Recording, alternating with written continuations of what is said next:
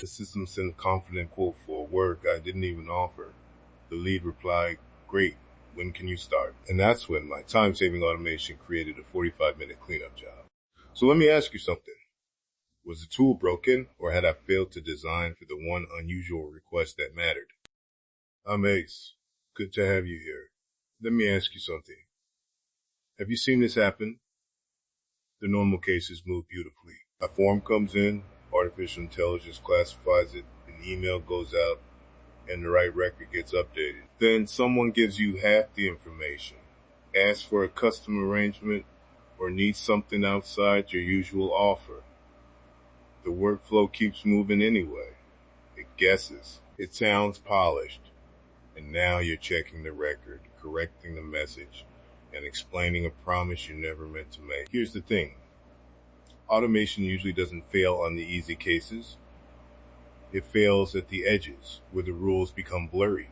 Today we're going to make those edges visible with a simple method called an exception map. By the end, you'll know how to sort work into routine actions, judgment calls, and stop conditions. You'll know how to record the few exceptions that actually matter, and how to add a human checkpoint without turning your workflow back into a full-time job. And I want to be clear about the goal. We are not trying to automate every decision. That sounds efficient until you discover that the system has been confidently improvising on your behalf. The goal is simpler. Let software move predictable information quickly and make uncertainty obvious before it becomes an expensive mistake. That works for lead intake, customer support, content production, invoices, onboarding, and the small internal tools many of us build just to keep a one-person business moving. Let's stay with that lead intake example. A visitor fills out a form with a name, a description of the project, a rough budget, and a request for a call. The routine part is straightforward. The workflow can check whether required fields are complete, identify the service category, send a confirmation, and place the inquiry in a spreadsheet or customer relationship system. That part is boring, and that's exactly what software is good at. You shouldn't be making the same low-consequence decision 20 times a day just because the task happens to arrive through email. But now the easy automation story falls apart. Is the request actually within your service? Does the deadline sound realistic? Is the budget a real range, or did someone type a placeholder just to submit the form? Does the person need a specialist you don't have? The system may be able to suggest an answer, but suggestion is not authorization. This is the first useful separation.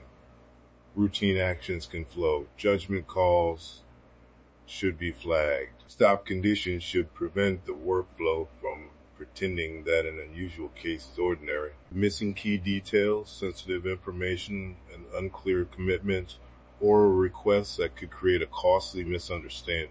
Those are reasons to pause. You don't need a grand process diagram to find these categories. Take the last 10 or 20 examples from the workflow, put them in a spreadsheet, add 3 columns: what happened, what the system did, and what you wish it had done. Don't make this theoretical. Use the actual messy inputs, the vague requests, the missing deadline, the odd budget, the customer who used different words than your form expects. You may find that most cases are routine, a smaller group needs one clarifying question, and a few should never have gone directly to a customer. That distribution is useful. It tells you where automation can create speed and where it needs boundaries. It also keeps you from making the classic mistake of treating every unusual event as proof that nothing can be automated. Once you classify the work, map the exceptions. Keep the map deliberately small. For each important exception, record 4 things: the trigger, the risk, the fallback action, and the information needed to continue safely. Take our lead who asked for a service that isn't listed. The trigger is clear. The request doesn't match a supported category. The risk is promising work you can't deliver. The fallback is not a dramatic error message.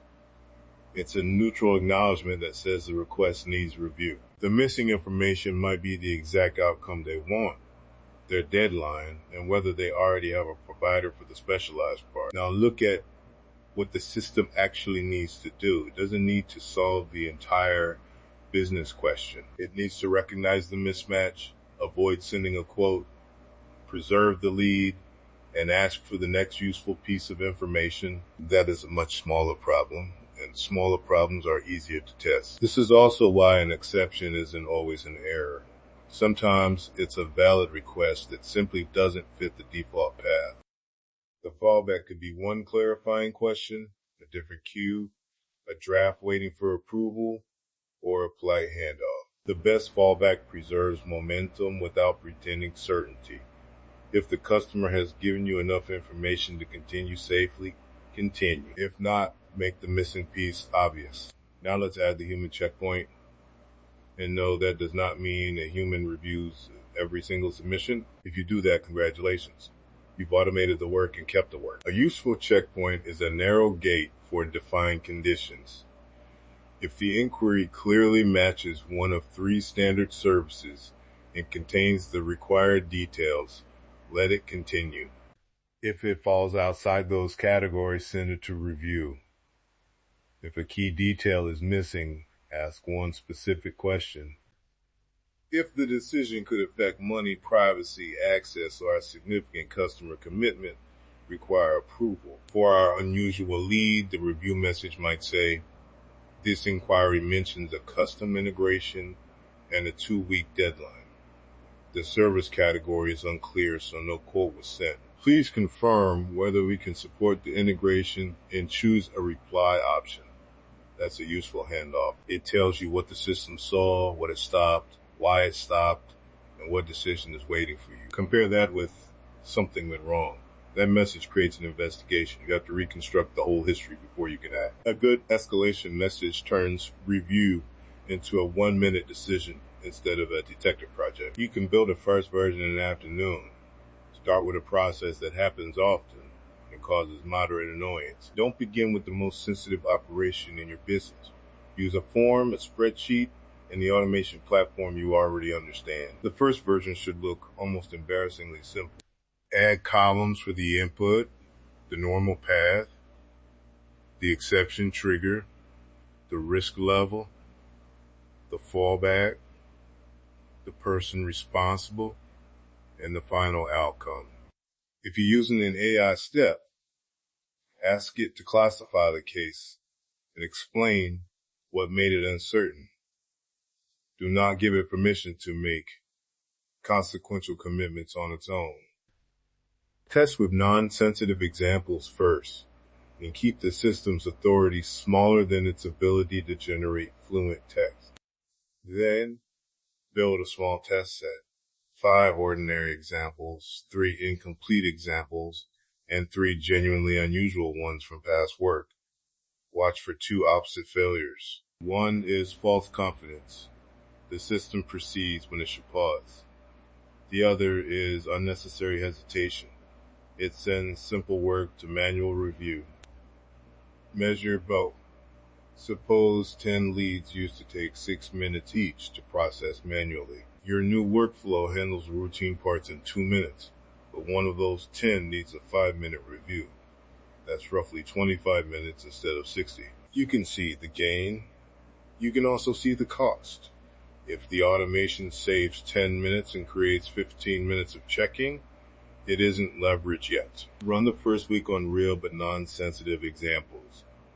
Record how many cases flow through, how many pause, how long reviews take, and what errors you catch. At the end of the week, don't rebuild everything. Look for exceptions that appeared more than once. Maybe the form needs 1 better question. Maybe 2 categories overlap. Maybe the fallback email is too vague. Improve the smallest part that removes the most friction. And this is where most people overcorrect. They discover 3 edge cases and create 12 branches, 4 new forms, and a dashboard that nobody opens.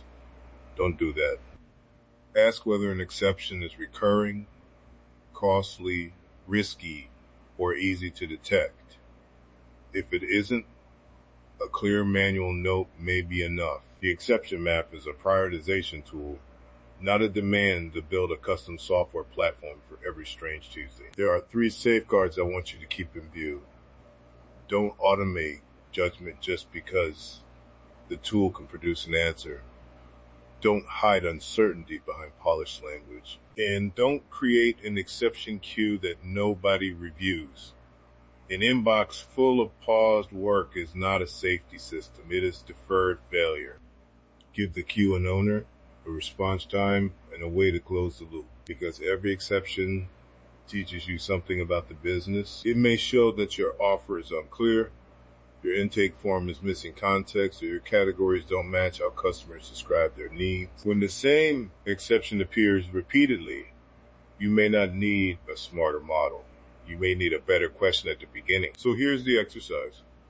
Choose one workflow you repeat a few times a month. Lead intake, support email, content drafting, invoice preparation, or project onboarding. Collect 10 recent examples. Mark each one as routine, judgment, or stop.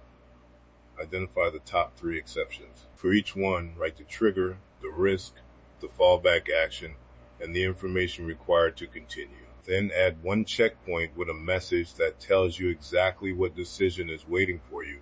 Keep it narrow. The point is to produce a working improvement, not a beautiful map. Think about that for a moment.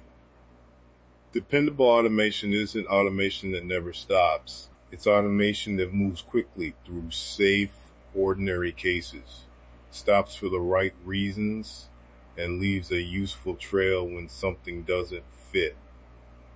Classify the work, map the important exceptions, protect the risky decisions with a focused checkpoint. Which exception is currently stealing the most time from you? And what would happen if your system stopped pretending it was normal? If this helped you think more clearly about AI and business systems, subscribe to the show. I'll keep breaking down practical ways to build stronger digital assets, simpler operations, and more independence into the way you work. Well, that's enough to think about for today. Appreciate you spending a few minutes with me. I'll catch you in the next one.